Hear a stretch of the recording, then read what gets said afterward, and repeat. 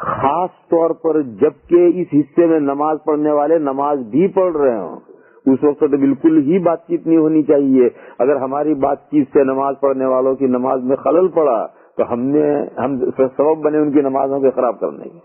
کسی کو بات چیت کرنی ہو ادھر نکلو، اس طرف، وہ لکیر سے اس طرف جا کر کے وہاں بات چیت کرنی اور کرو۔ اسی طریقے سے جب ہمارے یہاں افطاری کا دسترخوان بچتا ہے تو اس وقت بھی جو پلیٹیں تیار کرنے والے جو ہوتے ہیں اس وقت ایک طرف ان کو پلیٹیں تیار کرنی ہے، وہ بھی ایک کام ہے۔ اور مسجد میں دعائیں کرنے والے، قرآن پڑھنے والے، خاص طور پر دعا کرنے والے دعاؤں میں مشغول ہوتے ہیں۔ اس وقت یہ جو افطاری تقسیم کرنے والے ہیں، یہ جو زور زور سے باتیں کرتے ہیں، تو یہ دعا کرنے والوں کو خلل پڑتا ہوگا۔ میں تو اس موقع پر دعا نہیں کرتا، میں تو ایسے کام میں مشغول ہوتا ہوں، میرے یہاں تو خلل نہیں پڑتا، لیکن جو دعا میں مشغول ہوں گے ان کو خلل پڑتا ہوگا۔ لہذا ان دوستوں سے اور بھائیوں سے جو افطاریاں بناتے ہیں، تقسیم کرتے ہیں، ان سے بھی گزارش یہ ہے کہ چپ چاپ اپنا نظام بناؤ، بولنا نہیں چاہیے۔ اور کوئی ایک دوسرے کو ہدایت دینی ہے تو گونگوں والی زبان استعمال کرو، یعنی یہ سموسے یہاں رکھ، گونگوں والی زبان ہے، اشاروں والی زبان، تو وہ استعمال کرنے کے، حتی الامکان بولنے کا نہیں۔ کیوں؟ یہ لوگ بیچارے افطاری کے وقت اپنے دعاؤں میں مشغول ہیں، اللہ کا اپنے کوئی راز و نیاز کی باتیں کر رہے ہیں، ہماری باتوں کی وجہ سے ان کی دعائیں خراب ہوگی، خلل پڑا تو فائدہ کیا۔ اور افطاری تو بہرحال ہو ہی جانی، اشاروں میں سے بات کر کے بھی ہونی ہے۔ لہذا میں امید باندھوں گا اپنے دوستوں سے اور بزرگوں سے اور بھائیوں سے کہ ان دو باتوں کا لحاظ کریں گے۔ ایک تو جب اس حصے میں لوگ نماز پڑھ رہے ہوں، خاص طور پر اس وقت زور سے باتیں نہ ہونی چاہیے، اور کرنی ہو کسی کو تو صرف باہر جاؤ۔ اور ایک افطار کے وقت، کیونکہ اس وقت لوگ دعاؤں میں مشغول ہوتے ہیں۔ یہ تو پچھلی بات تھی۔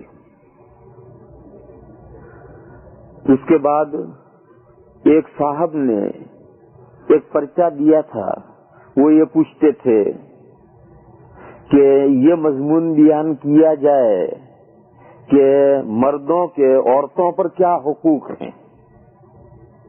یہاں بہت فیملی پرابلمز ہیں اور عورتیں مردوں کے حقوق نہیں ادا کرتی، اسی طرح لمبا چوڑا پرچہ لکھا تھا۔ اب یہ مسئلہ سوال بہت لمبا چوڑا ہے اور اس مسئلے کو میں بیان نہیں کر رہا، میں تو صرف اتنی بات بتانا چاہوں کہ یہی بنیادی غلط فہمی ہے کہ مردوں کے عورتوں پر حقوق کیوں۔ تالی کی دنیا میں ایک ہاتھ سے بجتی ہے، کیوں ایک ہاتھ سے تالی بجا رہے؟ تالی تو کبھی ایک ہاتھ سے بجتی نہیں۔ یہی ہر آدمی نے یہی یاد کر رکھا ہے، مردوں کے عورتوں پر حقوق۔ اور کیوں کبھی یہ کیوں نہیں پوچھتے عورتوں کے مردوں پر کیا حقوق ہیں؟ یہ کیوں نہیں پوچھتے؟ شریعت میں دو طرفہ حقوق ہیں، مرد کے حقوق عورتوں پر ہیں تو عورتوں کے حقوق مردوں پر ہیں، باپ کے حقوق اولاد پر ہیں تو اولاد کے حقوق باپ پر ہیں، سیٹھ کے حقوق نوکروں پر ہیں تو نوکروں کے حقوق سیٹھ پر ہیں، بادشاہ کے حقوق پبلک پر ہیں تو پبلک کے حقوق بادشاہ پر ہیں۔ کہیں ایک ہاتھ سے تالی نہیں بجتی، تالی ہمیشہ دو ہاتھ سے بجتی۔ تو اس لیے جب رائٹس کا مسئلہ آئے گا، حقوق کا مسئلہ آئے گا، تو حقوق ایک طرفہ ہو ہی نہیں سکتے ہیں، ہمیشہ دو طرفہ حقوق ہوتے ہیں۔ مگر ہماری پریشانی یہ ہے کہ ہر آدمی اپنے حقوق جاننا چاہتا ہے، اپنے اوپر جو حقوق ہے اسے کوئی نہیں جاننا چاہتا۔ بادشاہ اس چکر میں ہے میرے کیا حقوق بنتے ہیں پبلک پر، وہ جاننا چاہتا ہے۔ پبلک کے کیا حقوق بادشاہ پر بننا چاہتے ہیں، بادشاہ نہیں جاننا چاہتا ہے۔ پبلک یہ جاننا چاہتی ہے کہ ہمارے کیا حق ہیں گورنمنٹ پر، اسی کو پبلک جاننا چاہتی ہے، لیکن گورنمنٹ کے کیا حقوق ہیں پبلک پر، اسے پبلک نہیں جاننا چاہتی۔ تمام ماں باپ اسی کا رونا روتے ہیں، اولاد ہمارے حقوق نہیں ادا کرتی، اور ہر ماں باپ یہ سوچتا کہ ماں باپ کیا اولاد پر کیا حقوق ہے، اسی کو سب ماں باپ جاننا چاہتے ہیں، مگر کوئی ماں باپ نہیں جاننا چاہتا کہ اولاد کے بھی کچھ ماں باپ پر حقوق ہیں یا نہیں، اور وہ ماں باپ نے وہ اولاد کے حقوق ادا کر رکھے ہیں یا نہیں کر رکھے۔ یہی یہاں بھی ایک غلطی ہوتی ہے کہ ہر مرد یہ پوچھتا ہے مرد کے بیوی پر حق کیا حق ہے، اور کوئی مرد یہ نہیں پوچھتا کہ اس مرد پر عورت کے کیا حق آتے ہیں، اسے کوئی نہیں پوچھنا، نہ کوئی جاننا چاہتا ہے۔ تو اس لیے یہ جو ایک طرفہ ذہن ہے یہ سب جگہ غلط ہے۔ اور ایک طرفہ حقوق جانو گے بھی اور تقاضے کرو بھی، مسئلہ حل نہیں ہونے کا۔ اگر پبلک اپنے ہی حقوق مانگتی رہے اور گورنمنٹ کے حقوق ادا نہیں کرے، کبھی سکون نہیں آئے گا اس گورنمنٹ میں۔ یہ دو طرفہ حقوق ہیں، گورنمنٹ پبلک کے حقوق ادا کرے، پبلک گورنمنٹ کے حقوق ادا کرے تو اب تو سکون آئے گا۔ ہر ماں باپ روتے رہے اولاد ہمارے حقوق ادا کرے، ہمارا نہیں کرے گی، اولاد جوت بجائے گی، گالیاں دے گی، ماں باپ کو مارے گی، توہین کرے گی، یہ سب کچھ دنیا میں ہوتا رہتا ہے۔ سکون کی زندگی کو ہو کہ پہلے ماں باپ اولاد کے حقوق ادا کریں، اور جب وہ ادا کر چکے ہیں تو اب اولاد ماں باپ کے حقوق ادا کرے، تب گھر میں امن و سکون کی زندگی پیدا ہوگی، اس کے بغیر نہیں ہوتی۔ آج ہمارے گھروں میں نہیں ہے۔ کیوں نہیں ہے؟ اس لیے کہ ایک طرفہ حقوق کے مطالبے ہو رہے ہیں، جبکہ حقوق جہاں بھی حقوق ہوں گے دو طرفہ ہوں گے۔ اس مسئلے کو اچھی طرح سے سمجھنا ہے، جہاں بھی حقوق ہوں گے دو طرفہ ہوں گے۔ میں ایک واقعہ سناؤں آپ حضرات کو۔ حضرت فاروق اعظم رضی اللہ تعالیٰ عنہ کا دور حکومت ہے۔ ایک شخص نے حضرت عمر فاروق رضی اللہ تعالیٰ عنہ کے دربار میں آ کر کے اپنے لڑکے کی کمپلینٹ کی، فریاد کی، شکایت کی کہ میرا لڑکا میرا کہنا نہیں مانتا۔ تو حضرت عمر کو بڑی حیرت ہوئی کہ بھلا ایسا بھی کوئی لڑکا ہو سکتا ہے جو باپ کا کہنا نہ مانے۔ آج اگر کوئی کہے ہم سے کہ میرا لڑکا کہ میرا کہنا نہیں مانتا تو ہمارے لیے کوئی سرپرائز کی بات نہیں ہے، اچنبے کی حیرت کی بات نہیں ہے، لیکن بہت سے واقعات ہیں کہ باپ کا کہنا بیٹا نہیں مانتا۔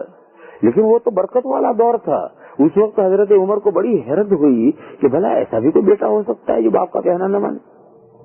تو حضرت عمر نے ایک آدمی سے کہا جاؤ اس کے بیٹے کو بلا کر لاؤ، باپ سے کہا بیٹھ جاؤ، باپ وہیں بٹھا دیا، ایک آدمی کو بھیجا اس کے بیٹے کو بلا کر لاؤ۔ وہ آدمی گیا اور گھر سے اس کے بیٹے کو بلا کر لایا۔ وہ بیٹا آیا تو 18-19 سال کا ایک نوجوان، توانا، تنومن، گورا چٹا، ایک بہت شاندار تندرست نوجوان۔ السلام علیکم یا امیر۔ حضرت نے سلام کا جواب دیا۔ حضرت نے پوچھا کہ یہ جو صاحب بیٹھے ہوئے ہیں ان کو جانتے ہو؟ تو اس نے کہا کہ جی ہاں جانتا ہوں حضرت، یہ میرے ابا ہیں۔ تو حضرت عمر نے کہا کہ تمہارے ابا یہ کمپلینٹ لے کر آئے ہیں کہ تم ان کا کہنا نہیں مانتے۔ تو کہنے لگا حضرت صحیح کمپلینٹ ہے ان کی، میں ان کا ابا کہنا نہیں مانتا۔ اب حضرت عمر کو اور زیادہ حیرت ہوئی، اس لیے کہ حضرت عمر کے سامنے تو بولتے ہوئے پیشاب نکل جاتا تھا آدمی کا، حضرت عمر کے سامنے بولنا آسان نہیں تھا، اور یہ بے تکلف بول رہا ہے اور کہہ رہا کہ جی ہاں یہ صحیح شکایت ہے۔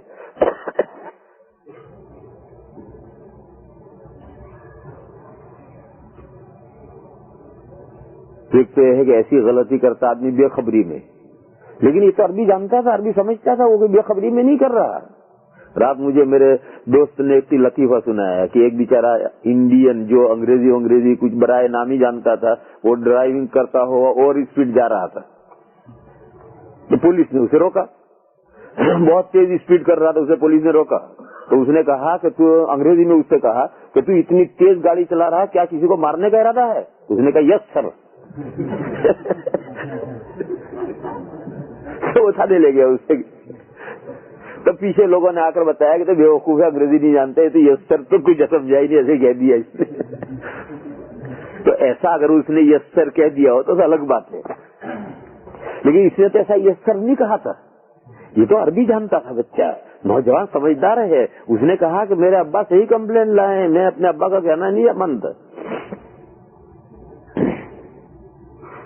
تو حضرت عمر کا ایک خاص مزاج تھا۔ حضرت عمر رضی اللہ تعالیٰ عنہ سخت بھی بہت تھے، لیکن حق کے سامنے نرم بھی بہت تھے۔ عجیب و غریب مزاج تھا ان کا، ان کے جتنا کوئی سخت نہیں تھا، اور حق کے سامنے ایک چھوٹا بچہ بھی انہیں راستے میں کھڑا رکھ سکتا تھا، ایک بچہ بھی ان پر اعتراض کر سکتا تھا۔ اور عجیب عجیب قصے ہیں حضرت عمر کے۔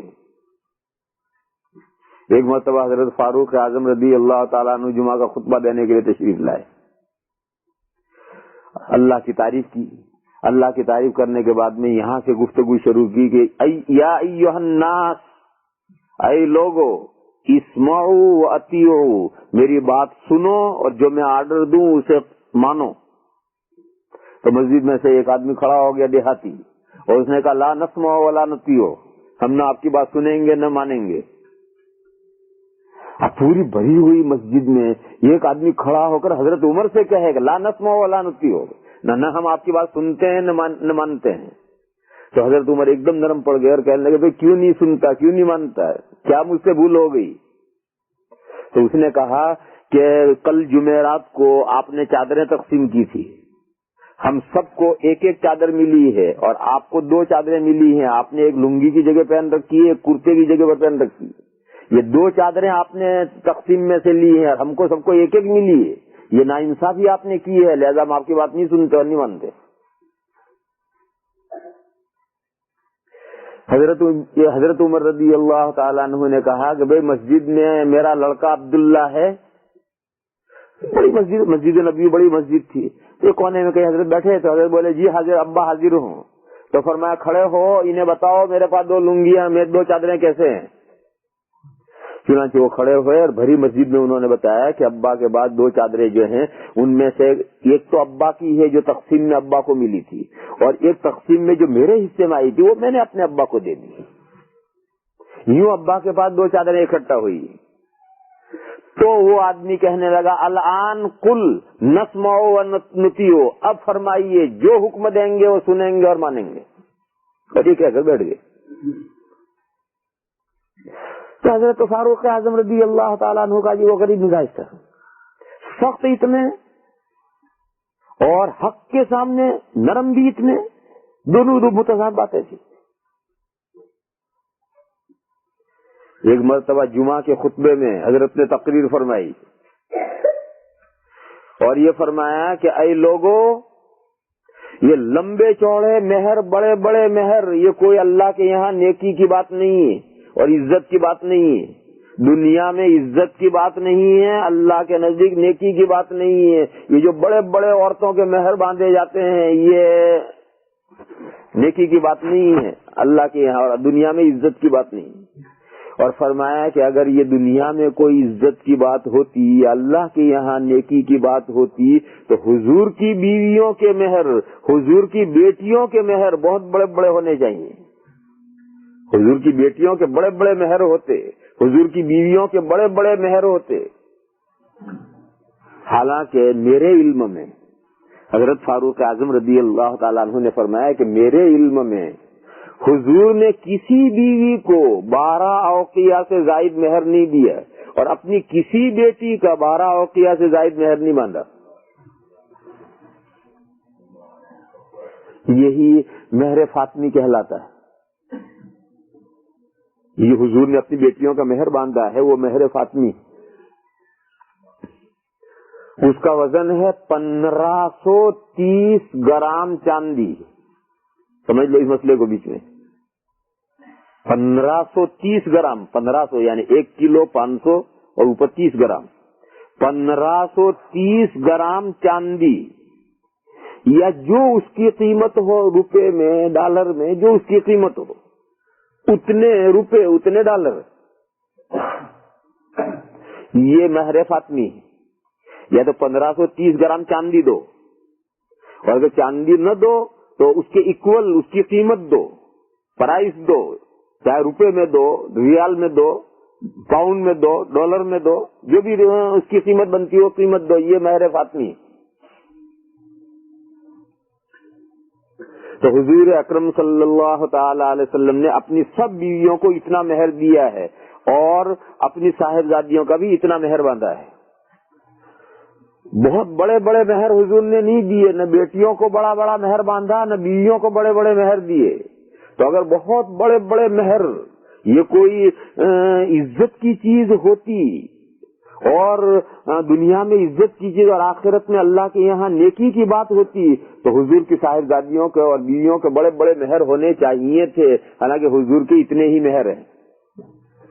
لہذا حضرت عمر نے فرمایا کہ اگر کسی نے حضور کے اس مہر سے زیادہ مہر باندھے اور بڑے مہر باندھے تو میں زائد مہر عورتوں سے ضبط کر لوں گا حکومت کی طرف سے، بیت المال میں داخل کر دوں گا پیسے۔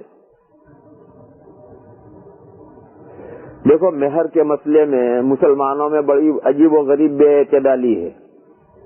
مہر کے مسئلے میں مسلمانوں میں بڑی ہی عجیب بے اعتدالی ہے، سمجھ لو میرے بھائیو اس مسئلے کو بھی۔ آپ لوگوں کا کیا نظام ہے مجھے نہیں معلوم، میں نیا ہوں اس ملک میں تو ساری دنیا کی بات کر رہا ہوں، آپ حضرات کی بات نہیں جانتا میں۔ مہر کے معاملے میں مسلمانوں میں بڑی بے اعتدالی ہے۔ ہمارے پالن پوریوں میں لکھ پتی بھی ہوگا کروڑ پتی بھی ہوگا تو مہر کتنا باندھے گا؟ 500 روپے۔ 500 روپے میں تو بکری بھی نہیں آتی، 500 روپے میں تو بکری بھی نہیں آتی۔ وہ بھی لڑکیوں کا بیویوں کا مہر 500 روپے باندھیں گے، 600 کہہ دو تیار نہیں ہوں گے، اور ولیمے میں کتنا خرچ کر دیں گے؟ 1,00,000 روپے ولیمے میں خرچ کر دیے، 80,000 روپے ولیمے میں خرچ کر دیے، اور مہر 500 سے اوپر نیچے 600 نہیں مانیں گے۔ یہ غلط ہے۔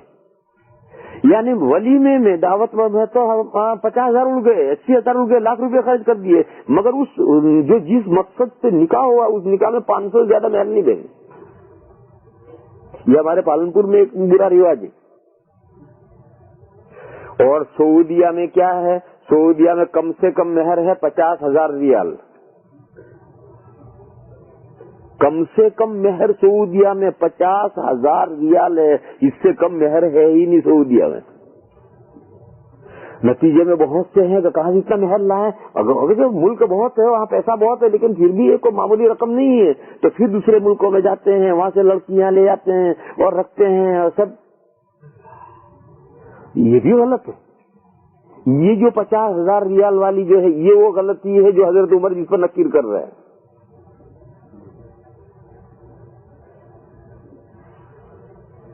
ہندوستان کا جو آخری تاجدار ہے، آخری بادشاہ بہادر شاہ ظفر، جس کی حکومت کل لال قلعے کے اندر رہ گئی تھی، باہر کچھ نہیں تھا، پھر بھی اس نے جو اپنی بیوی ممتاز محل سے جو نکاح کیا ہے تو وہ نکاح ایک تانبے کی پلیٹ کے اوپر وہ نکاح نامہ کندہ ہے، اور لندن کی برٹش میوزیم میں وہ نکاح نامہ ہے، میں نے خود پڑھا ہے، فارسی میں ہے۔ اس نے اپنی بیوی کا مہر 5 لاکھ روپے مقرر کیا ہے، جس میں سے 2.5 لاکھ نقد دینا ہے، 2.5 لاکھ ادھار ہے۔ یہ وہ دور ہے جب 6 روپے میں پوری گائے آتی تھی، ایک گائے کی قیمت 6 روپے تھی، اس وقت اس نے ایک عورت کو 5 لاکھ مہر دیا ہے۔ اب ملک برباد نہیں ہوگا تو اور کیا ہوگا؟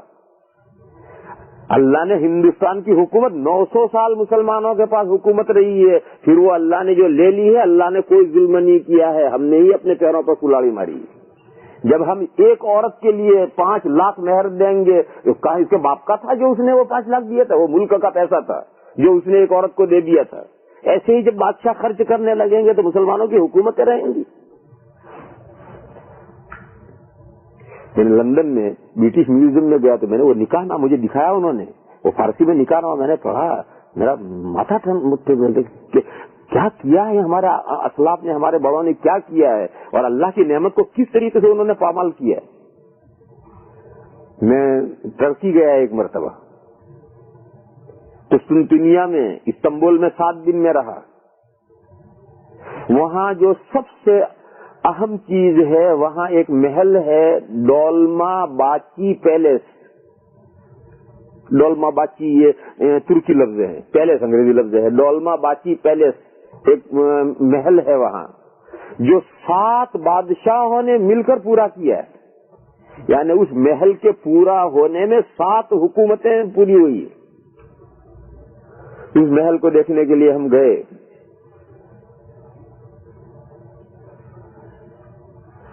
ہم محل میں داخل ہوئے، ٹکٹ وکٹ وہاں لینا پڑتا ہے، ٹکٹ وکٹ لیتے ہیں، پھر وہاں گائیڈ ہوتا ہے جو گائیڈ دکھاتا ہے۔ ایک نوجوان لڑکا تھا، تو وہاں تقسیم کرتے ہیں، بھئی کون سی زبان بولتے ہو؟ فرینچ بولتے ہو، یہ گائیڈ ہے، اس کے ساتھ جاؤ۔ انگریزی بولتے ہو، یہ گائیڈ ہے، اس کے ساتھ جاؤ۔ ترکی بولتے ہو، یہ گائیڈ، ہر ایک گائیڈ الگ الگ ہے۔ اب وہ جہاں وہاں جو گائیڈ تھے اس میں سے میں کوئی بھی زبان نہیں جانتا، میں نہ انگریزی جانوں، نہ جرمنی جانوں، نہ فرینچ جانوں، نہ ٹرکی جانوں۔ اچھا جو میں زبانیں جانتا ہوں ان کا کوئی گائیڈ ہی نہیں، فارسی کا وہاں کوئی گائیڈ نہیں، عربی کا وہاں کوئی گائیڈ نہیں، اردو کا وہاں کوئی گائیڈ نہیں، تو اب مجھے کہاں جانا؟ تو میرے ساتھی 4 ساتھی میں اور بھی تھے اور وہ سب برطانیہ کے تھے، وہ بہت انگریزی اچھی جانتے تھے، تو میں بھی ان کے ساتھ، میں بھی انگریزی والوں میں چلا گیا۔ تو وہ جو کچھ سمجھائے گا تو میں نہیں سمجھوں گا تو میرے ساتھی سمجھا دیں گے۔ قدرتی طور پہ جتنے گورے ہیں عورتیں مرد وہ بھی اسی گروپ میں ہمارے ساتھ، کیونکہ وہ بھی تو انگریزی والے تھے۔ تھوڑی دیر کے بعد اس کے جو انگریزی بولنے کا لہجہ تھا اس سے میں نے یہ سمجھا کہ یہ اس کی زبان انگریزی اصل نہیں ہے، یہ لڑکا کچھ اور ہے۔ لڑکا کو میرے خیال سے 20 بھی عمر نہیں تھی اس کی پوری۔ تو میں نے اس سے عربی میں 1-2 جملے کہے تو وہ ایک دم کھل پڑا، اور تو اصل زبان اس کی عربی تھی۔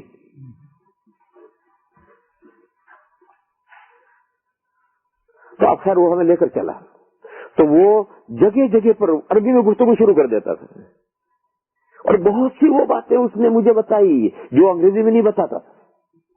تو وہ جو انگریزی مرد عورت گورے ہوتے تھے تو بار بار کہتے تھے انگلش پلیز، انگلش پلیز، وہ بار بار کہتے تھے، تو وہ تھوڑی دیر انگریزی میں بولتا تھا اور پھر عربی میں شروع کر دیتا تھا۔ تو اس نے عجیب و غریب اس محل کے احوال مجھے بتایا۔ اس نے بتایا کہ اس ایک محل کے اندر 35 تو کچن ہے اور 65 باتھ روم ہیں، اور اس کی چھتوں کے اندر 300 ٹن سونا لگا ہوا ہے۔ چھتوں میں جو اس نے ملمہ کیا ہوا ہے اور کلر چڑھایا ہوا ہے اس میں 300 ٹن سونا اس میں استعمال ہوا ہے، اور اس میں جو جھاڑ اور فانوس لگے ہوئے تھے وہ تو اتنے قیمتی تھے کہ میرے خیال سے 1 اربوں خربوں روپے کا ایک جھاڑ اور فانوس ایک کمرے میں ہے۔ اور اس نے بتایا کہ یہ پورا پیلیس دیکھنے کے لیے 3 مہینے چاہیے، 3 مہینے ہوں تو یہ پورا محل دیکھا جا سکتا ہے، اور ہم جو دکھاتے ہیں تو ادھر چند حال اوپر نیچے کے دکھا کر واپس لے آتے ہیں، اور کہا سارا محل اس کو گھوم کر کے اگر سارا دیکھے 3 مہینے ہو تب دیکھ سکتے ہیں۔ اور ہر محل حال کے اندر جاتے تھے تو وہاں طرح طرح کے سونے کے اور چاندی کے برتن ہتھیار رکھے ہوئے ہیں، حتیٰ کہ لیتے چلتے چلتے اس کمرے میں لے گیا جہاں ان کا آخری تاجدار جس نے برٹش گورنمنٹ، جسے ٹرکی گورنمنٹ تباہ کی ہے اور اسلامی خلافت ختم ہوئی ہے، اس کے کمروں میں لے گیا۔ اس کی 4 بیویاں تھیں، ان 4 بیویوں والے کمرے میں لے گیا۔ اس سے پھر آگے لے گیا تو ایک ایسا کمرہ تھا جس میں اس کی ماں رہتی تھی، اس ماں والے کمرے میں گیا تو اس میں ایک قد آدم تصویر لگی ہوئی عورت کی، بالکل مادر ذات ننگی۔ تو میں نے اس سے پوچھا کہ یہ تصویر کیا بعد میں کی لگی ہے؟ اسے کہا نہیں یہ اسی وقت سے ہے، کوئی اس گورنمنٹ نے اسے تبدیلی نہیں کی۔ تو بادشاہ کی ماں کے کمرے میں مادر ذات ننگی عورت کی اتنی لمبی تصویر ہے، اور بادشاہ کی جو بیویوں کے کمرے تھے اس میں جو خرافات تھی اس کا پوچھنا ہی کیا۔ تو اس نے چند حال دکھا کر کے واپس ہمیں باہر لے آیا، 1.5 گھنٹہ لگا، چند حال دیکھنے میں 1.5 گھنٹہ لگا۔ خیر باہر آئے، وہاں ترکیہ کے جو قسطنطنیہ کے ہمارے جو 2 صاحباب تھے جو ہمیں لے گئے تھے، تو محل سے نکل کر باہر ایک مسجد ہے، اس مسجد میں ہم نے نماز پڑھی، نماز پڑھ کر کے میں بیٹھا سوچ رہا ہوں، تو ہمارے وہ ساتھی کہنے لگے، بھائی زکریا تھے، وہ ایکسیڈنٹ میں انتقال ہو گیا، بڑے بھلے آدمی تھے، اللہ تعالیٰ ان کے درجات بہت بلند کرے۔ کہنے لگے مولانا آپ نے کیا محل کیسا دیکھا، پسند آیا آپ کو محل، کیا رائے ہے اس محل کے بارے میں؟ میں نے کہا کہ رائے تو میں کیا بتاؤں، میں جس مقصد کے لیے ترکی آیا تھا وہ مقصد میرا اس کو دیکھ کر حل ہو گیا، حاصل ہو گیا۔ چلے کیا؟ میں نے کہا میں ترکی یہ دیکھنے کے لیے آیا تھا کہ اسلامی خلافت بنو عباس کی ختم ہونے کے بعد میں جو ترکی خلافت آئی تھی، خلافت عثمانیہ، یہ خلافت عثمانیہ 500 سال تک رہی۔ یہ 500 سال سے جو خلافت عثمانیہ تھی یہ اللہ نے ہم سے کیوں لے لی؟ میں اس کے اسباب دیکھنے کے لیے آیا تھا، یہ محل دیکھ کر کے مجھے اطمینان ہو گیا کہ ہمارا استحقاق خلافت کا رہا نہیں تھا اور اللہ نے لے لی، ہم پر کوئی ظلم نہیں کیا۔ میں نے کہا یہ محل دیکھ کر مجھے سمجھ میں آ گیا کہ ہم خلافت کے اہل نہیں رہے تھے، وہ خلافت ہم سے لے ہی لی جانی چاہیے۔ تو میرے بھائیوں، جو ہم اللہ کی نعمتیں ہیں، ان نعمتوں کی ہم نے یوں بے قدریاں کی ہیں، یوں اللہ نے وہ نعمتیں ہم سے لے لی ہیں۔ اللہ پاک کا یہ ارشاد ہے، ان اللہ لا یغیر ما بقوم حتی یغیروا ما بانفسہم۔ اللہ تعالیٰ جب کسی قوم کو نعمتیں دیتے ہیں تو وہ نعمتیں اس وقت تک نہیں لیتے جب تک کہ وہ اپنے احوال بگاڑ نہ لیں۔ جب تک وہ اپنے احوال بگاڑ نہ لیں اللہ تعالیٰ ان کی نعمتوں کو ان سے نہیں چھینتے ہیں، واپس نہیں لیتے۔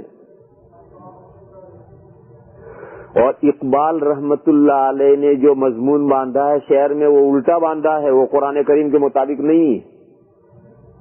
اقبال نے یہ کہا ہے کہ اللہ نے اس وقت اللہ نے آج تک اس قوم کی حالت نہیں بدلی جسے نہ ہو خیال آپ اپنی حالت کے بدلنے کا۔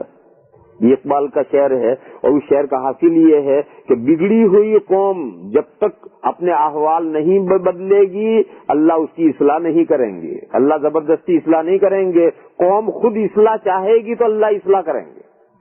اللہ نے آج تک اس قوم کی حالت نہیں بدلی جسے نہ ہو خیال اپنی حالت بدلنے کا۔ وہ اپنی بگڑی ہوئی حالت بدلنے کا جب تک ارادہ نہیں کرے گی اللہ اس کے احوال نہیں بدلیں گے۔ یہ مضمون قرآن کے مطابق نہیں ہے اور تاریخ کے مطابق بھی نہیں ہے۔ آپ حضرات جانتے ہیں کہ حضور جب مبعوث ہوئے تو جزیرت العرب کا کیا حال تھا؟ جزیرت العرب دنیا کا بدترین خطہ تھا گمراہی اور خباثتوں اور ظلم اور عدوان اور شرارتوں کے اعتبار سے، مگر اللہ کا فیصلہ ہو گیا اس علاقے کو بدل دینا ہے۔ اللہ نے اپنا نبی آخر الزمان مبعوث کر دیا اور وہ علاقہ حضور کے ذریعے سے اللہ نے اس علاقے کی اصلاح فرما دی، ایسی اصلاح فرما دی کہ قیامت تک اس کی کوئی نظیر نہیں۔ جزیرت العرب کے لوگوں نے کون سا ارادہ کیا تھا اپنے حالات بدلنے کا؟ جزیرت العرب کے لوگوں نے کوئی ارادہ نہیں کیا تھا، اللہ کا فیصلہ تھا اسے بدلنے کا۔ اس لیے بگڑے ہوئے حالات کو اللہ بدلنا چاہے اللہ جب چاہے بدل دے، اس کے لیے کوئی اصلاح کی ضرورت نہیں ہے، ارادہ کی ضرورت نہیں۔ لیکن جو نعمتیں اللہ دیتے ہیں وہ نعمتیں جب تک آدمی اپنے احوال نہ بگاڑے اللہ چھینتے نہیں۔ دیکھو ایک قاعدہ سمجھو، یہ گنہگار ہے اس کے گناہ معاف کر دینا یہ تو فضل ہے، فضل ہے۔ اللہ ذو الفضل العظیم، وہ بڑے فضل والے ہیں۔ اور ایک بے گناہ ہے اسے جہنم میں ڈال دینا یہ ظلم ہے۔ اللہ ظلم کسی پر نہیں کرتے۔ آدمی خود اپنے پیروں پر کلاڑی مارے گا تو جہنم میں اللہ ڈالیں گے، لیکن آدمی نے برائیاں نہ کی اور اللہ جہنم میں ڈال دے، یہ نہیں ہو سکتا، یہ ظلم ہے اور اللہ ظلم نہیں کرتے۔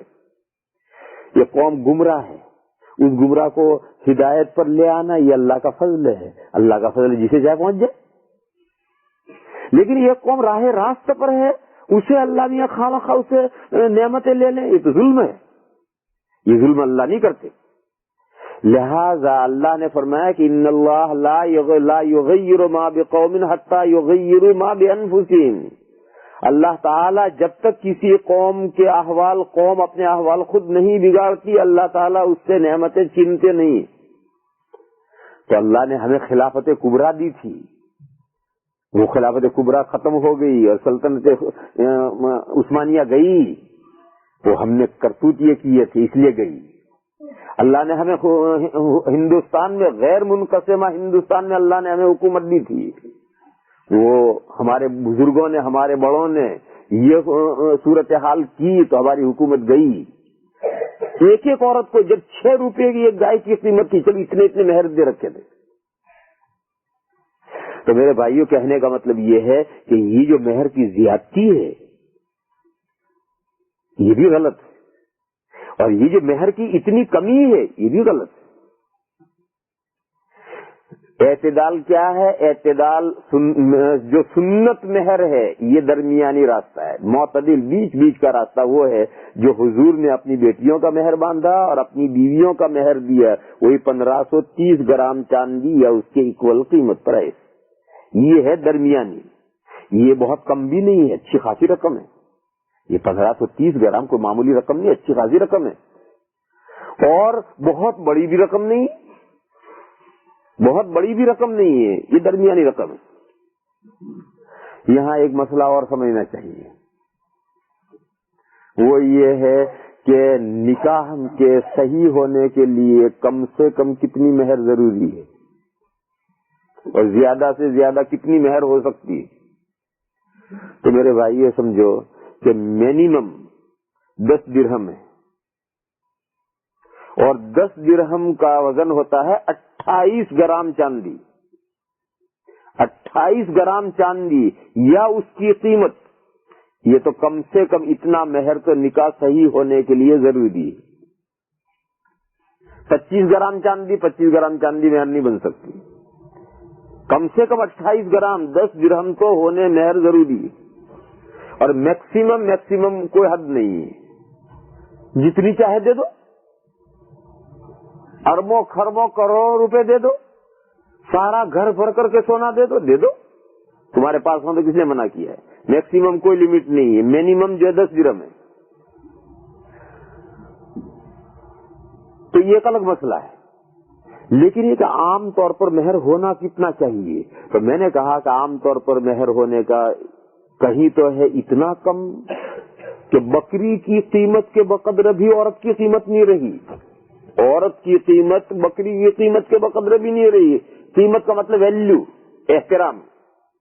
عورت کی قیمت تو انسان کی کوئی قیمت تو ہو ہی نہیں سکتی، لیکن اس کا ویلیو اور احترام جو ہے بکری کی قیمت کے بقدر بھی نہیں رہا. اور کہیں ہمارے یہاں یو پی میں مہر مقرر ہوتا تھا 5 لاکھ 10 لاکھ سکہ رائج الوقت. یہ 5 لاکھ 10 لاکھ سکہ رائج الوقت آج نہیں.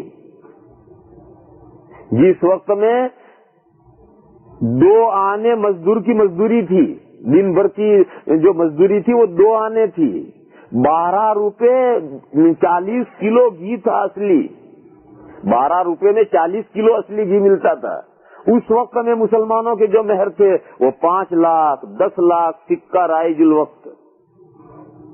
اب سکہ رائج الوقت مانے وہی رانی سکہ. وہ جو رانی سکہ آج اگر کسی کے پاس میں ہو تو اس کے 500 ہندوستانی روپے ملیں گے. وہ سکہ رائج الوقت 5 لاکھ مہر 10 لاکھ مہر یہ مہر باندھتے تھے شورفا. اور اتنے پیسے کس کے پاس رکھے ہیں؟ سارے ضلع میں مل کر اتنے پیسے نہیں ہوتے تھے اس زمانے میں. تو پھر کرتے کیا تھا؟ کوئی پیسہ کوئی مہر نہیں دیتا تھا، معاف کرواتے تھے، جی سے معاف کرا دیتے تھے. اور کبھی زندگی میں معاف نہیں ہوا تو عورت مر رہی ہے، نزا کی حالت ہے، ساری عورتیں اس کے پیچھے ارے مہر معاف کر کے مر رہا ہے، مہر معاف کر کے مر، مہر معاف کے مر. اس کو کلمہ نہیں بتائیں گے، اس کو مہر معاف کر کے مروائیں گے. اور شوہر مر گیا تو وہ تو عدت میں بیچاری ہے، شرما شرم چاروں طرف آتے بیٹھیں گے، معاف جلدی مہر معاف کر، جنازہ اٹھنے سے پہلے مہر معاف کرائیں گے اس عدت میں. تو اگر شوہر مر گیا تو جنازہ اٹھنے سے پہلے بیچاری کو مہر معاف کرنا ہے. اور اگر وہی مر رہی تو سکرات میں اسے مہر معاف کرنا ہے. کیوں؟ اتنا مہر کہاں سے لا کر دیں گے؟ یہ سب مہر کے بارے میں بے اعتدالیاں ہیں جو مسلمانوں میں پائی جا رہی ہیں. کہ کہیں تو اتنا کم مہر ہے کہ کوئی بکری کے قیمت کے بقدر بھی مہر نہیں، کہیں اتنا بڑا مہر ہے کہ دے ہی نہیں سکتے ہیں، معافی کے علاوہ کوئی راستہ ہی نہیں ہے، کہیں اتنا بڑا مہر ہے کہ دیا تو جا سکتا ہے لیکن بہرحال مسلمانوں کے لیے پریشانی ہے. اس لیے ان سب صورتوں میں جو اعتدال والی شکل ہے وہ اعتدال والی شکل ہے مہر فاطمی، وہ درمیانی ایک شکل ہے.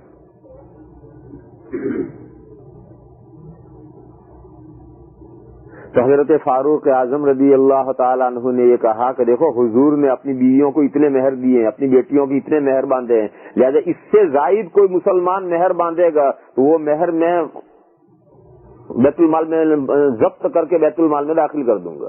یہ وہ دور ہے جب اسلامی فتوحات ہوئی اور خوب پیسہ مسلمانوں کے پاس آیا، مال غنیمت آیا.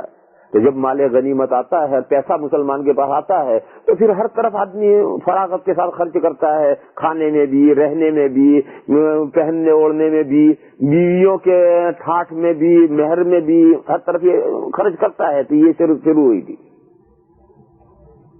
حضرت نے تقریر فرمائی، جمعہ کی نماز پڑھائی. جمعہ کی نماز پڑھا کر کے حضرت جب چلے تو عورتیں بھی اس زمانے میں مسجد میں آتی تھی اور اب بھی آتی ہیں، مسجد نبوی میں اب بھی عورتیں آتی ہیں. تو جب ان کے قریب سے حضرت عمر گزرے تو ایک عورت مجمع میں سے کھڑی ہوئی. کون عورت تھی اللہ جانے، لیکن لمبے قد کی عورت تھی، بھرے بدن کی عورت تھی اور ایسا معلوم ہوتا تھا کہ جیسے قبیلے مزر کی عورت ہو، ایسا اندازہ ہوتا تھا. یہ سب روایت کے الفاظ ہیں، اس کا مطلب عورت پردے میں ہے. لیکن کتنا لمبا ہائٹ ہے یہ پتا چلے گا، بدن پتلا ہے موٹا ہے یہ پتا چلے گا، کون سے خاندان کی ہے. عورت پردے میں ہو تب بھی پتا چل جاتا کون سے خاندان کی. تو راوی یہ کہتا ہے کہ اللہ جانے وہ کون عورت تھی، لیکن لمبے قد کی تھی، بدن اس کا بھرا ہوا تھا، اور قبیلے مزر کی کوئی عورت ہو ایسا معلوم ہوتا تھا. اس نے کھڑے ہو کر کے حضرت عمر سے کہا کہ عمر،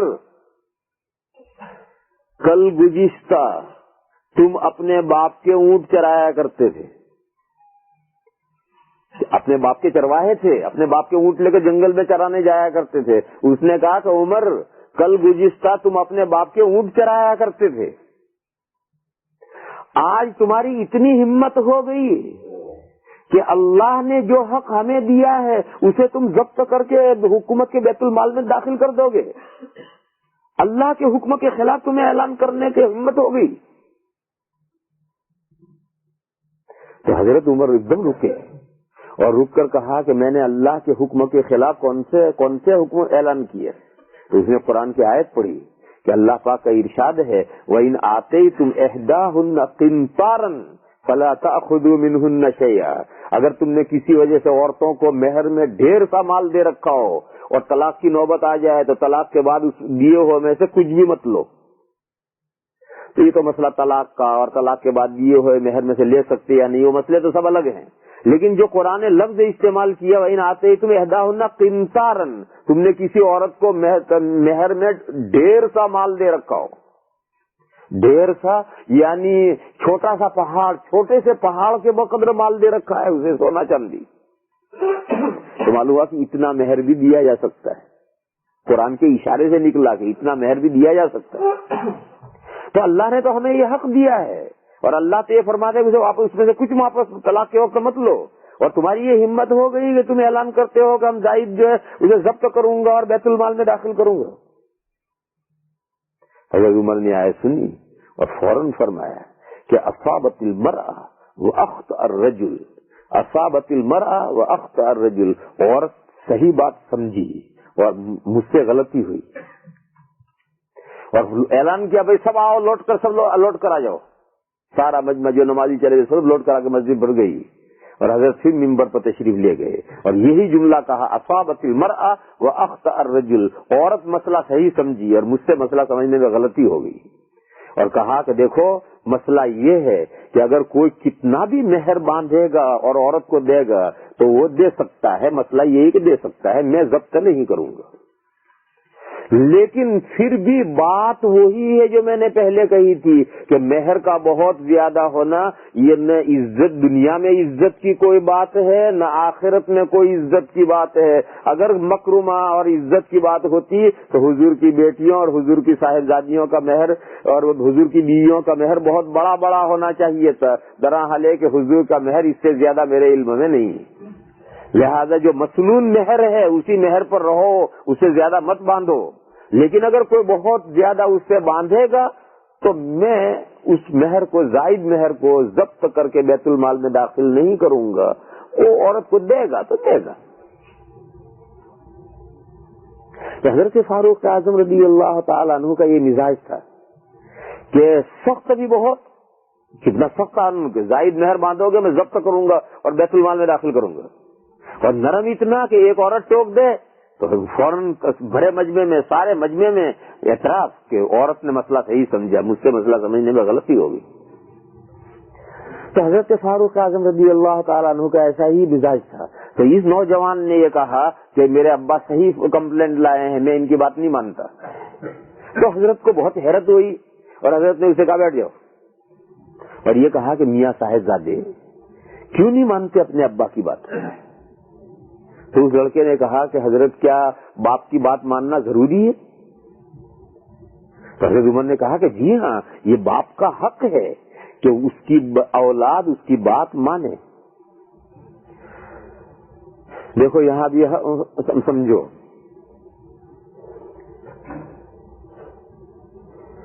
تین حق ہیں: خدمت، اطاعت اور تعظیم. تعظیم اس میں باپ کا حق بڑا ہوا ہے، ماں کا اس میں کوئی حق نہیں، اور خدمت اس میں ماں کا حق بڑا ہوا ہے۔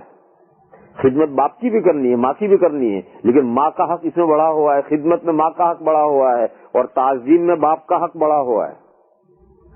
اور فرمان برداری، کہنا ماننا میں باپ اور ماں کا دونوں کا یکساں حق ہے۔ باپ کہے اس کی بھی ماننا ضروری ہے، ماں کہے اسے بھی ماننا ضروری ہے۔ اور باپ کا احترام کرنا، رسپیکٹ کرنا، تعظیم کرنا، جیسے طالب علم استاد کا احترام کرتا ہے، مرید پیر کا احترام کرتا ہے، ایسے باپ کی تعظیم کرنا، یہ تعظیم باپ کا حق ہے۔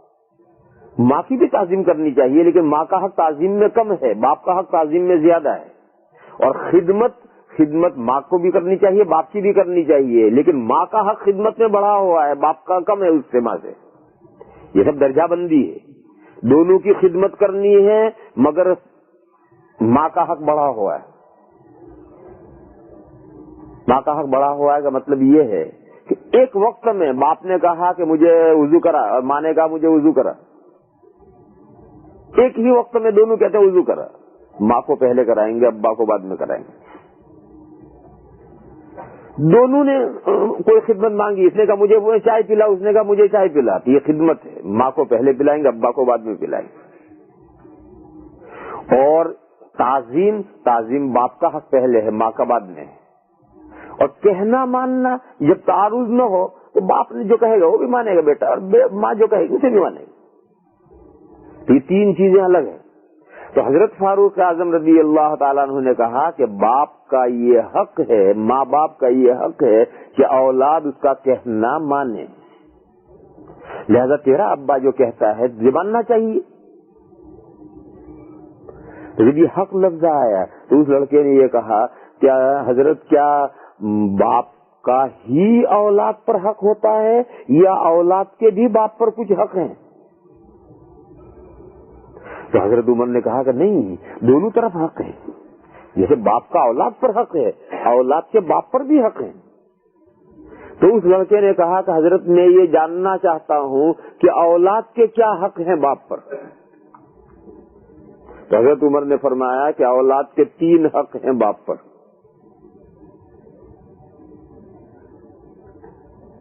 سب سے پہلا حق اولاد کا یہ ہے کہ جب آدمی شادی کرنے کا ارادہ کرے تو سوچ کر، ڈھونڈ کر، جائزہ لے کر کے دیندار لڑکی سے نکاح کرے، تاکہ اس کی کوکھ سے جو بچہ پیدا ہو وہ دیندار پیدا ہو۔ عورت کے اثرات بچے پر پڑتے ہیں، سارے عورت کے اثرات بچے میں منتقل ہوتے ہیں، لہذا عورت آوارہ ہے، عورت بے نمازی ہے، عورت بری زندگی گزر رکھتی ہے، عورت ناجائز کا چیزیں کھاتی ہے، ان سب کے اثرات بچے پر آئیں گے۔ اور عورت دیندار ہے، صوم و صلاۃ کی پابند ہے، حلال و طیب غذا کھاتی ہے، اس کے خیالات سوچ جو ہے دینی ہے، تو اس سب کے اثرات آئیں گے بچے میں۔ تو لہذا اولاد کا پہلا حق ماں باپ پر یہ ہے، باپ پر یہ ہے کہ باپ جب شادی کرنے کا ارادہ کرے تو سوچ کر ایسی عورت سے شادی کرے جو دیندار ہو، تاکہ اس کی کوکھ سے نیک اولاد پیدا ہو۔ پھر جب اولاد پیدا ہو جائے تو اس کا اچھا نام رکھے، یہ اولاد کا حق ہے باپ پر۔ کیوں؟ اس لیے کہ یہ نام ایسے مرحلے میں رکھنا ہے کہ اولاد خود اپنا نام نہیں رکھ سکتی، باپ ہی رکھے گا، اور اچھا نام رکھے گا تو اچھا اس کے اوپر اثر پڑے گا، اور برا نام رکھے گا برا اثر پڑے گا۔ نام کے اثرات پڑتے ہیں۔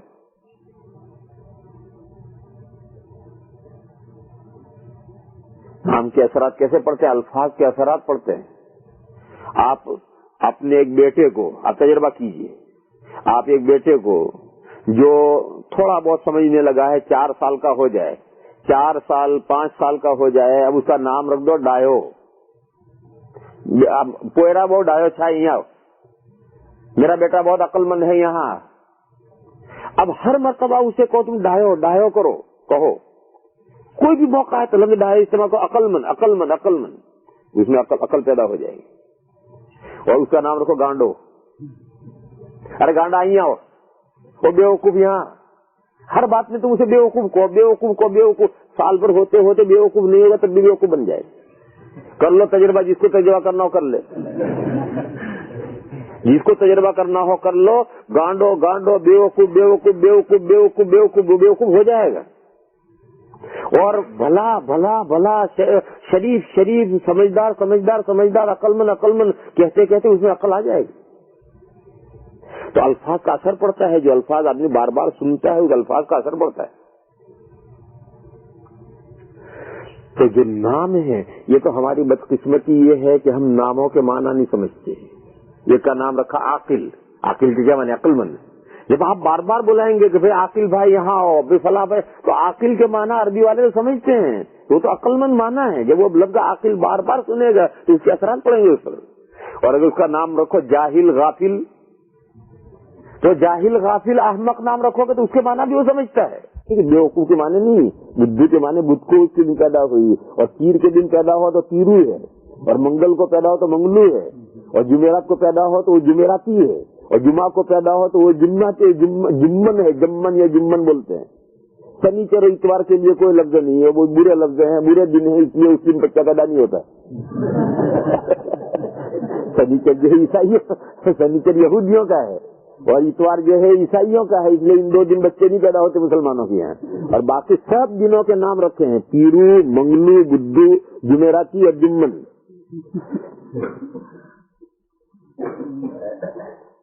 لا الہ الا اللہ. تو حضرت نے بتایا کہ دیکھو ماں باپ کا دوسرا حق یہ ہے کہ بچہ، اولاد کا دوسرا حق یہ ہے کہ جو اولاد پیدا ہو جائے، لڑکا ہو یا لڑکی ہو، اس کا بہترین شاندار نام رکھا جائے. تیسرا حق حضرت نے فرمایا کہ تیسرا حق یہ ہے کہ جب بچہ تعلیم کے قابل ہو جائے تو باپ، اولاد کا باپ پر یہ حق ہے کہ اس کو دینی تعلیم دے اور دینی تربیت کرے. یہ 3 حق ہیں اولاد کے.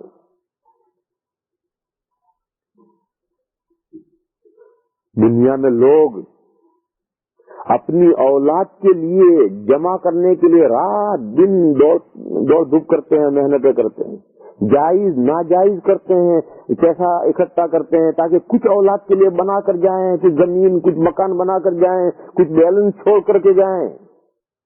حدیث شریف نے کیا کہا ہے؟ حدیث شریف میں کہا ہے ما نحل والد ولد خیر من ادب حسن. کسی باپ نے اپنی اولاد کو اچھی تربیت سے بہتر کوئی گفٹ کبھی نہیں دی. اولاد کے لیے بہترین گفٹ ہے وہ اچھی تربیت ہے. اس اچھی تربیت پر جتنا خرچ ہو خرچ کرو، یہی اولاد کے لیے بہترین گفٹ ہے. انہوں نے تمہارا دیا ہوا مال اولاد کے پاس میں 4 دن بھی نہیں رہنا ہے، وہ تو چند دنوں اڑا دے گا. میرے بھائیو یہ مسئلہ سمجھو. اس ملک کے احوال جو ہیں وہ بہت خطرناک احوال ہیں. اپنے جنریشن اور اپنی نسلوں کی تعلیم و تربیت پر، اور ان تعلیم یعنی ان کو دین کی تعلیم دینا اور ان کو تربیت کرنا یعنی اسلامی ماحول میں رکھ کر کے ان کی تربیت کرنا، اس کے لیے خرچ کرو. اپنے اسلامی مدرسے قائم کرو، اسلامی اسکول قائم کرو، اسلامی گھر سے اسکول قائم کرو. اپنی بچیوں کو، اپنے بچوں کو اپنے ماحول میں رکھ کر کے اس کے اوپر خرچ کرو. جتنا خرچ ہو کرو. یہی تمہاری اولاد کے نسلوں کے کام آنے والی چیز ہے. بیلنس کچھ کام آنے والا نہیں ہے. اگر اس حقیقت کو نہیں سمجھیں گے ہم اپنی نسلوں کی حفاظت نہیں کر سکیں گے. اگر اس کے پاس ہم بیلنس نہیں چھوڑیں گے، اللہ نے اس کی قسمت بنائی ہے، اس کی قسمت میں جو اللہ نے لکھا ہے اللہ خود ہی اسے پہنچائیں گے. بھوکا نہیں ماریں گے، اس کا پیٹ ضرور بھرے گا. لیکن اگر ہم اس کی تربیت کر کے نہیں گئے اور آوارہ ہو گیا، وہ لڑکا یا لڑکی آوارہ ہو گیا، تو ہمارا بیلنس اس سے کچھ کام نہیں آنا. وہ بیلنس اور تباہ کرے گا اسے. اگر وہ آوارہ ہو گیا تو ہمارا بیلنس اور تباہ کرے گا اسے. اس لیے حدیث شریف میں حضور نے فرمایا کہ کسی باپ نے اپنی اولاد کو بہترین تربیت سے اچھی کوئی گفٹ نہیں دی. لہذا دینی تربیت کرنا، دین کی تعلیم دینا، دین کی تربیت کرنا، یہ اولاد کا باپ پر حق ہے. یہ حضرت نے 3 حق بتائے. دیکھو یہ 3 حق ہیں. اس 3 کے حق کے بدلے میں 3 حق ہیں. باپ کی تعظیم, باپ کی اطاعت فرمان برداری اور باپ کی خدمت. یہ 3 حق ہیں, 3 کے بدلے میں 3 ہیں. 3 برابر برابر حقوق ہیں. یہ نہیں کہ کم و بیشی, ادھر سے 3 حق ادھر ہیں تو ادھر سے 3 حق ادھر ہیں. اس لڑکے نے کہا کہ حضرت میری کہانی سنیے. یہ ابا بیٹھے, ان سے پوچھیے. انہوں نے ایک ایسی عورت سے شادی کی تھی جو بدنام زمانہ تھی. میری امی کو اچھا, اس کے بارے میں اچھا خیال لوگوں میں نہیں تھا, بدنام سمجھی جاتی تھی. ایسی عورت سے تو انہوں نے شادی کی تھی. پہلا حق تو اولاد کا مارا. پھر جب میں پیدا ہوا تو میرا نام رکھا ہے انہوں نے جول. جول عربی میں کہتے ہیں گوبریلے کو. گوبریلا ایک کیڑا ہوتا ہے جو بیل بھینس کا گوبر ہوتا ہے. برسات میں اس گوبر میں ایک کیڑا پیدا ہوتا ہے جو سوراخ کر کے گوبر کو اندر لے جاتا ہے اور مٹی باہر لاتا ہے. اس کو اردو میں کہتے ہیں گوبریلا, گجراتی میں معلوم نہیں کیا کہتے ہیں. تو عربی جول کے معنی ہے یہ گوبریلا کا میرا نام جول رکھا ہے, گوبریلا. جو کتنا برا نام رکھا, کوئی نام رکھنے کو ملا اس سے. اور اس نے کہا کہ آج میری عمر 19 سال کی ہے, میں دین کا ایک حرف نہیں جانتا ہوں. تو 3 حق مارے. شادی کی تو اولاد کے حق کا لحاظ نہیں کیا. پیدا ہوا بیٹا تو نام رکھتے ہو تو اچھا نام نہیں رکھا, اور اتنی بڑی عمر ہو گئی اور دین کی نہ تعلیم دی نہ تربیت دی. تو اس لڑکے نے کہا کہ میری کہانی یہ ہے. حضرت فاروق اعظم رضی اللہ تعالیٰ عنہ کو اس قدر غصہ آیا, اس قدر غصہ آیا, اس قدر غصہ آیا اور باپ پر, اور اتنا ڈانٹا اور نکال دیا اپنے سے. گیٹ آؤٹ, کہا نکلو یہاں سے. پہلے تم نے اپنی اولاد کے جو 3 حق مار رکھے ہیں اس کی تلافی کرو, اور جب تلافی کر چکو تب کمپلینٹ لے کر آئی ہو کہ اولاد تمہارا کہنا نہیں مانتی. جب تک تم اپنے حقوق نہیں ادا کرو گے تمہیں کمپلینٹ کرنے کا کوئی حق نہیں پہنچتا. نکال دیا اپنے سے. جاؤ, جو تم نے 3 حق مارے ہیں پہلے اس کی تلافی کرو, اور جب تک اس کی تلافی نہ کر لو میرے یہاں کمپلینٹ لے کے مت آئیو. یہ واقعہ ہے روایت میں, حدیث میں حدیث ہے. اس واقعے میں آپ اپنی معاشرے کی تصویر دیکھیں, اپنے معاشرے کی تصویر دیکھیں کہ کتنے ماں باپ ہیں جنہوں نے اولاد کے یہ 3 حق ادا کر رکھے ہیں. اور میں گارنٹی دینے کے لیے تیار ہوں, اگر ماں باپ اولاد کے یہ 3 حق ادا کریں تو اولاد ایسی نالائق اور ناہنجار ہو ہی نہیں سکتی جو ماں باپ کے وہ 3 حق ادا نہ کرے. تعظیم, اطاعت اور خدمت, یہ جو ماں باپ کے 3 حق ہیں, یہ 3 حق ادا نہ کرے ممکن نہیں ہے. لیکن اگر ماں باپ یہ اولاد کے 3 حق ادا نہیں کریں گے تو پھر ماں باپ کو جد بھی کھانے ہوں گے, گالیاں بھی کھانی ہوں گی, اور پھر رونا بھی پڑے گا, ان سے آنسو پوچھنے والا کوئی نہیں ہوگا. تو اصل مسئلہ تو میں یہ سمجھاتا تھا کہ شریعت میں کہیں ایک طرفہ حق نہیں ہے, یکساں حق ہے, ادھر سے ادھر, ادھر سے ادھر.